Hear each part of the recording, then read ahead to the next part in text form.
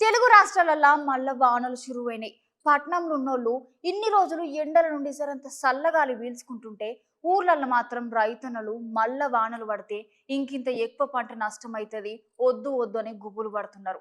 ఇప్పటికే నిన్న పడ్డ వానకి చాలా దిక్కుల రైతన్నలు మస్తు ఆగమైనరట. కష్టపడి పండించిన పంట మొత్తం వరదలకు కొట్టుకొని పోయిందని, మస్తు నష్టమైందని, ఎట్లయినా సర్కారే మమ్మల్ని ఆదుకోవాలని అంటున్నారు.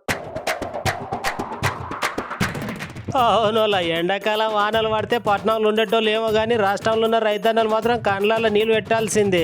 ఇప్పుడు సుతే గిదే అయింది. నిన్నటి నుండి పడుతున్న వానలకు రైతన్నల ధాన్యం మొత్తం కొట్టుకొని పోయింది అంటున్నారు. ఇంకో 3 రోజులు కూడా వానలు ఉన్నాయని వాతావరణ శాఖ సార్లు చెప్పిర్రు. నిన్న పడ్డ వానలకే ఇప్పటికి చాలా దిక్కులు ఆగమైనాం. ఇంకో 3 దినాలు సుతే గిట్లనే పడితే మేము ఏం కావాలని రైతన్నలు మస్తు రంది పడుతున్నారు. ఈ ప్రభుత్వం నిర్ణయించిన ప్రకారం అకాల వర్షాలతోటి రైతులు ఆగమాగమై ధాన్యం తడిచినది. తడచడం వల్ల ఒక్కొక్క మ్యాచ్ వచ్చేసి 40 వస్తుంది, 26 వస్తుంది. మరి తడిచిన ధాన్యాన్ని ఎవరు కొంటారు? ఏ ప్రభుత్వం కొంటారు? మరి ఏం దళారు వ్యవస్థకు అమ్ముకున్నాడా? మరి మద్దతు ధర కల్పిస్తానే ఐకేపీ సెంటర్ ద్వారా కొనుగోలు చేసిన ప్రభుత్వం. మరి ఈ వ్యవస్థకు ఈ తడిచిన ధాన్యాన్ని ఏ ప్రభుత్వం కొంటుంది? ఏ దళారుకు అమ్ముకుంటే అప్పో సప్పో వేసినా గిట్టుబాటు ధరలు లేక పెట్టుబడి మిగలక ఆత్మహత్య చేసి ఉన్న రైతులు ఉన్నారు. మరి ఏ ప్రభుత్వం మేము రైతులకు అండదండ ఉంటామనే ప్రభుత్వం ఏ రకంగా ఆదుకుంటుందో మరి ఆ రాష్ట్ర ప్రభుత్వానికి విన్నపంగా మేము తెలియజేస్తున్నాం.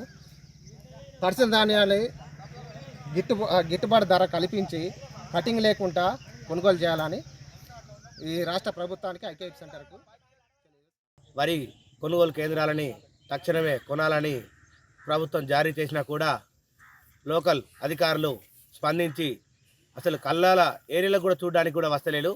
అధికార నిర్లక్ష్యంతో చాలా రైతులు అప్పు సప్పు చేసుకొని ఈ వ్యవస్థ నడుపుకొని 3 నెలలు కంటికి నిద్ర లేకుండా వడ్లు పండించి మరో నెల రోజులు కూడా ఈ వడ్ల కోసం ఉండాల్సిన పరిస్థితి, ఈ దయనీయ స్థితి ఈ రైతుకు ఉంటుంది.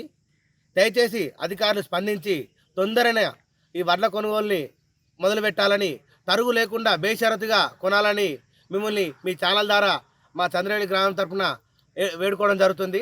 దయచేసి మా గోడుని మీ ద్వారా తెలియజేస్తున్నాం. మా చంద్రవేలి రైతాంగం మొత్తం ఇంత దయనీయ స్థితిలో ఉంటుంది. అధికారులు వెంటనే స్పందించి తరువు లేకుండా బేషరతుగా వడ్లు కొనుగోలు కేంద్రం ఇయాటి మొదలు పెట్టాలని